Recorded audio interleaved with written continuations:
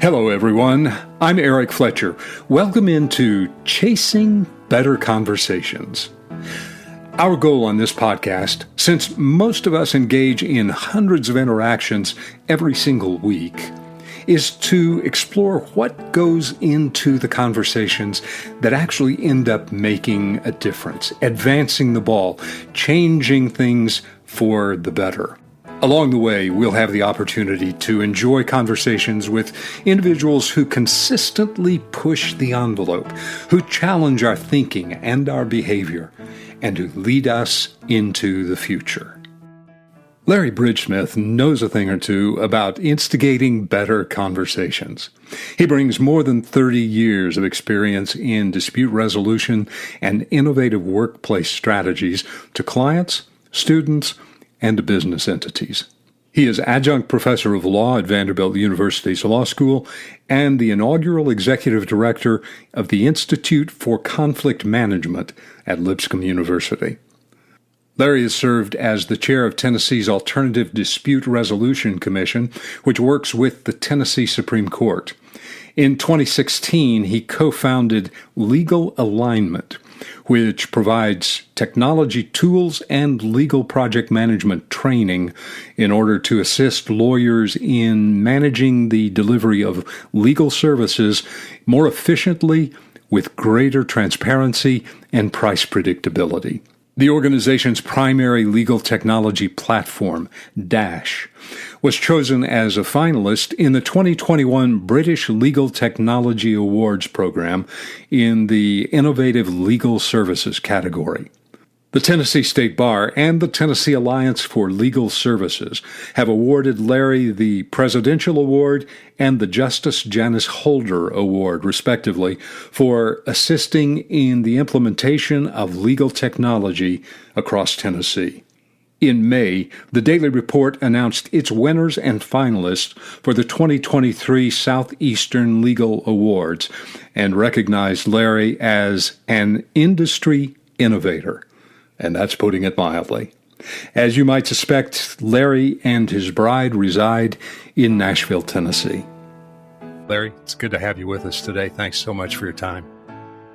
Thank you, Eric. I'm delighted. I love the work you do. Well, I appreciate that. Let's Larry and I, full disclosure, go back maybe a little longer than either one of us want to admit. I don't know how you feel about that, Larry. But I met Larry when I was in high school, and we both, you were a couple of years ahead of me and in school at what is now Rochester University in Rochester, Michigan. At some point during our time in Michigan, you and your wife to be became married, and you did something I was completely unacquainted with at the time. You combined your last name and her last name, and took that as your last name. Tell me what brought that on, and what was your thinking then?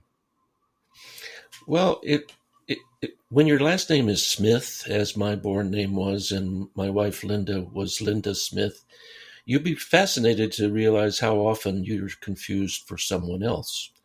My wife was often stopped in a grocery store and said, "No, you've got a bad check record." And she said, "Are we talking about the same Linda Smith?"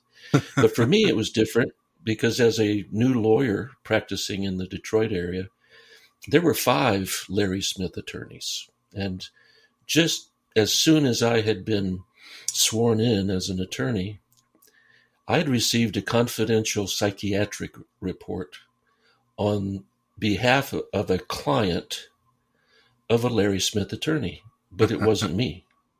And I thought, well, at this stage, this can be fixed if we act now. And so I had conversations with my parents. My dad told me, look, if I'd known I could do that, I would have done that a long time ago. Wow. So it was well received by family, and we all went to court, and we were renamed Bridgesmith.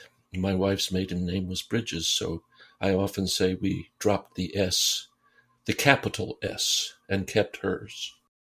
All I remember thinking is, well, that's creative.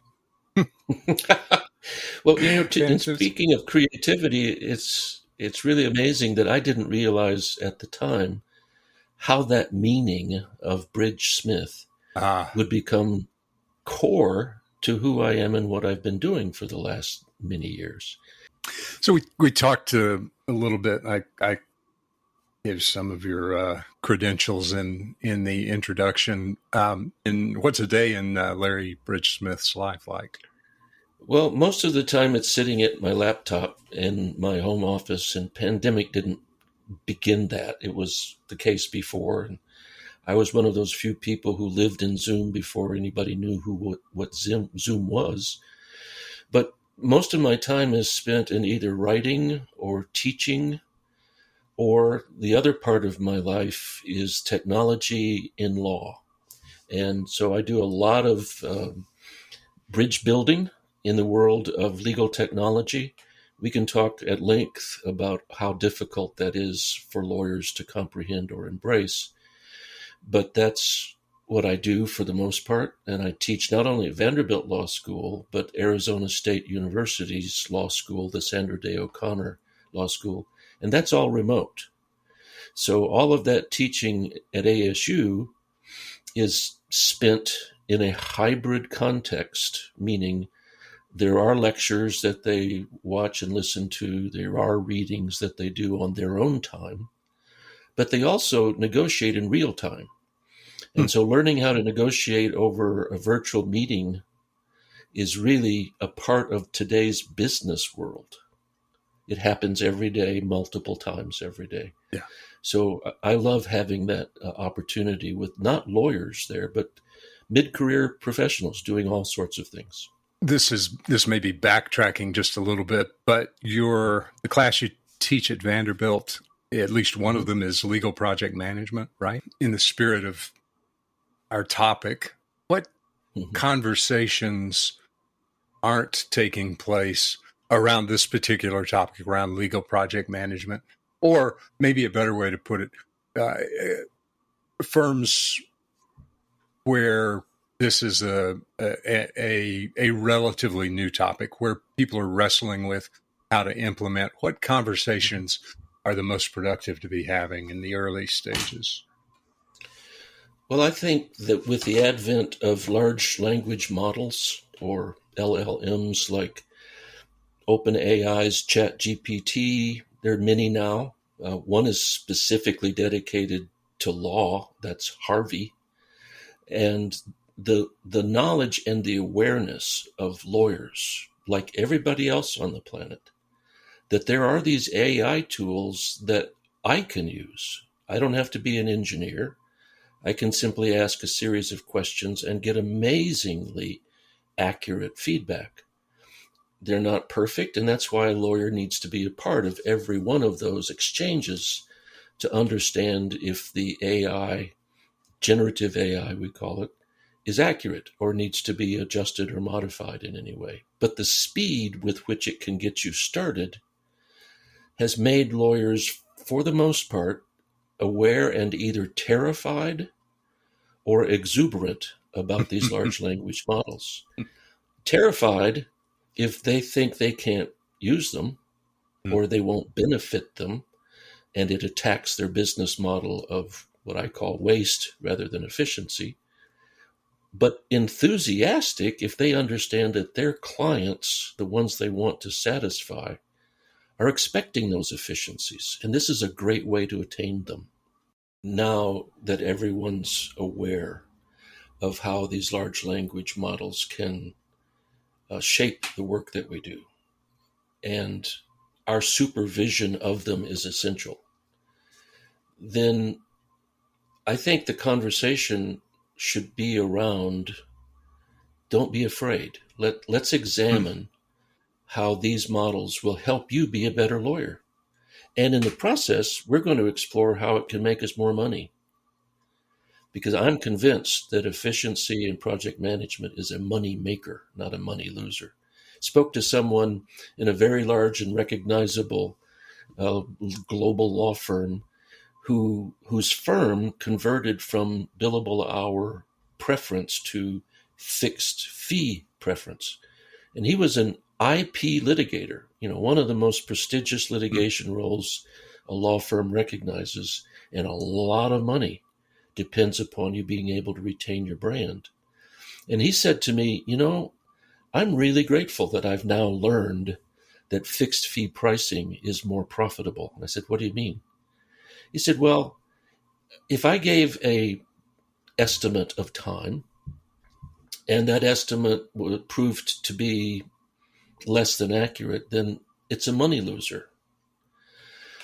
But if I can beat that prediction, my billable rate in essence goes from $750 to $1,050, the equivalent of the efficiency that's brought into it. He said, with fixed fee pricing and understanding how project management applies to law, I make 10% more profit off of my work than I did under a fixed fee model. Under a billable hour model. What conversations are really, in your view, central to where the profession is today and where we're headed? Well, I think the term that best captures this moment in time probably isn't large language models. It's digital transformation. A few years ago, I was asked to come to speak to the legal group to train them, basically, in a 2-day training, because this was a large global grocery distributor and retailer. I mean, hundreds of thousands of employees. Their legal group, in-house lawyers, were about 30. And of course, they had a whole passel of outside lawyers as well. But they wanted to know how digital transformation, which was being expected of them by the C-suite, worked. Well, the C-suite is driving the business model. And in every corporation, large or small, the only item, by and large, that is not certain or certified is the legal expense. Legal spend. Legal spend. Today, those CEOs and CFOs are telling their legal department, you're going to cut your budget. We're not going to add to it. Your budget is going to be cut next year, 2024, by 40%. So get on the bandwagon. You can't be the sole exception in our organization to efficiency, price certainty, and transparency. And I'm convinced that the choices of those outside law firms that are engaged in embracing digital transformation of every sort, especially in project management, are going to be the winners. And last year proved to be the case. When we look at the biggest profitability enhancements in 2022 in the large firm top 100, the top 5 or 6 of them were fully engaged in project management, digital transformation, the use of artificial intelligence. They're separating themselves from the pack. Mm-hmm. But you don't have to be big to benefit from these digital tools. In fact, it may be a bigger asset the smaller you are, it seems to me. I believe so. Yeah. Matter of fact, the smallest law firm I ever worked with in this regard was a single lawyer who did immigration law. And he lived on the border in New Mexico, and so he had an enormous caseload of immigration cases. But he had 4 non-lawyers, I hate that phrase, people who didn't have a law license, who legal he professionals worked with. I prefer that by a long shot. Yeah. But the point is, he said, I'm losing my shirt because I can't know what's not being done. Can you teach us project management? And a year later, he said, not only did you save my rear end, you made me profitable like I've never been profitable before. A one-lawyer law firm was able to, and immigration is virtually all fixed fee. You know, there's a price you pay to get a particular immigration matter handled, and inefficiency will cost you dearly. I was a part of a large law firm. You'll never discover who it was, so you can't go back and define it. And every year we'd have this compensation meeting, and I served on the executive committee, and profitability was never discussed. Instead, compensation was based upon the totality of revenue, hours billed and collected, without reference to how much it cost. So the biggest slug of money went to those who put in the time without regard to whether it brought in any profitability at all. And it leads to all kinds of, I think, deceptive practices, because when you're billing by the hour, the challenge is to bill as much or more than anybody else. Just this week, I saw the award given to the largest billable hour lawyer in the nation at 37, almost 3,800 billable hours. What does he do with the rest of his time? Nothing? Does he sleep? So the point is simply, unless you understand that ratio, you really can't manage a law firm.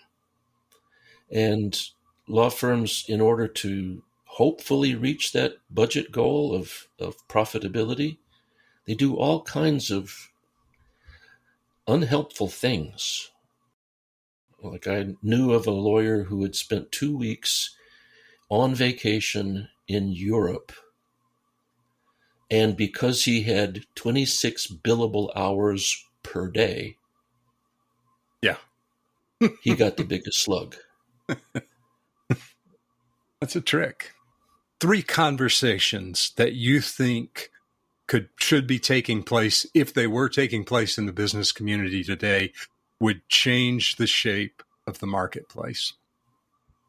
Great question. I think the attention given to digital transformation has to be a plank on every organization's high priority list. Knowing what it is and how to do it is critical for those companies that are going to survive. Profit, nonprofit, government, whatever. Two other ideas. Well, I'm thinking about my colleagues in the legal profession when I say this. We are the most suicidal profession. And there's an enormous lack of mental health among our numbers. What are the reasons for that? Well, there are many reasons, and one of them is this expectation of time, but that's not the only cause. So making law hospitable to those who want to work in the industry, and creating a culture that is favorably disposed to the lawyers and the employees of a law firm, as opposed to pitting them against each other, is an essential conversation that has to be held. 1 or 2 conversations that were pivotal in your personal life. Well, one's a category of conversations, and the other is a specific conversation. That's the fair. Category is, over decades of representing business clients, I can't tell you the number of conversations about price predictability, transparency, and real-time information about the matter that you're representing them, and the ability to efficiently, to the business's expectation, get a problem solved and a job done. I've had that conversation with enormous numbers of client representatives. So there's this pent-up need to break through the current culture of how we price and deliver our work. But the second one, I love this because I became friends first and then a business partner with a technologist who has a PhD in AI and trusted networks, or blockchain. And one of the first conversations that we ever had, he hired me to help him with an employment matter to get out of a problem that he had. But we became close friends. And unrelated to that legal representation, he said, okay, you help me. How can I help you? And so I began spinning out this wild theory that I had, that, efficiency can actually be of greater benefit to the lawyer, perhaps even, than the client. But that's what they expect. So we had this conversation, and he had a whiteboard, and he was drawing figures on the whiteboard as I spoke. And when I was finished, he took a look at the board and he said, "Is that it?" And he had developed on the whiteboard and architected a technology that would address this issue of price predictability, transparency, and efficiency. And so I said, okay, let's work together. But in the course of those conversations, he said this way back 15 years ago. He said, "Have I ever told you about the alternative universe?"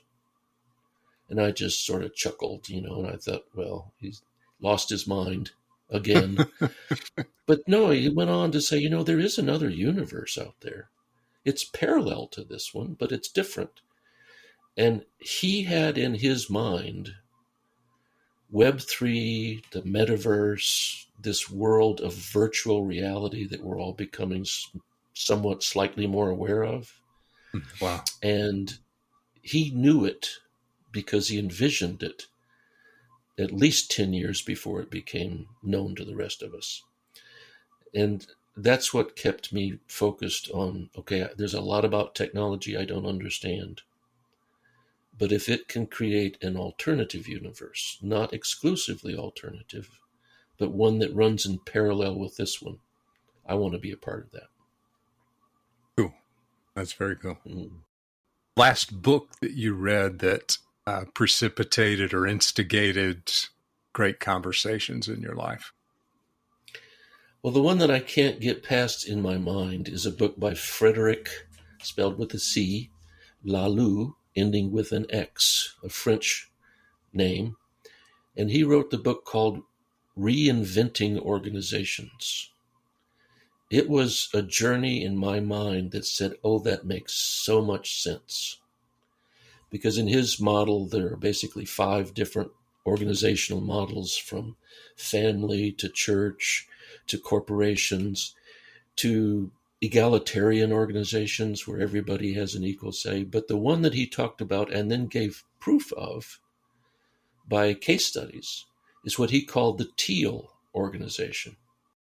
The teal model says that although there are superiors charged with responsibility for decision-making, the vast majority of decision-making in a teal organization is decentralized, distributed, democratized, so that it's an interdependent organization where each of us are given the opportunity to do what we do best to satisfy our need for purpose and meaning, but unique to the organizational objectives, and then filtered and factored through a collegial model of management and production, that the evidence is far superior to any other business model in terms of productivity, profitability, market share. The businesses that have sought to achieve that are outliers in their industry. And it's not easy. It can easily go off the rails, but it proves to be the most productive and profitable kind of organization. And I don't want to be a part of anything that isn't a teal organization. It's got to be, that's got to be the ultimate environment for stimulating interaction and conversations that make a difference. That's absolutely. That's cool. When failure is not a possibility, there's a lot of hiding the ball. When we can be open and honest with each other and know that we depend on each other and none of us are superior to the others, boy, the kind of productivity and waking up each morning wanting to get to that is radically different than most of the employment that I've experienced over time. One conversation we should quit having. Oh, that's good. I think we should quit having any kind of competition, any kind of conversation that pits us against others. There's a book by two MIT data scientists called The Second Machine Age. And they pivot around the year 2006 as the beginning of the second machine age. In their definition, the steam engine, created in the late 17th century, has driven human progress from that point until 2006 in a pretty linear and predictable manner, just a line of human progress. But with the computer, and we're seeing this now, we can't predict what the next legal technology is going to be because it's now growing exponentially. The outcome of that is twofold, and this is what captures my attention. One is that we've gone from a competitive economy to a collaborative economy, or we're staying in the first machine age, where individual competition as well as market competition is a part of the culture of every organization. But the collaborative economy is an economy of abundance. And if we don't see that in what's happening in the digital world today, we're not looking. Because you can bring a group of people together around the globe, focus on any particular issue, resolve it out of the diversity of thought and experience that they bring to the problem in rapid ways, but would never happen except collaboratively.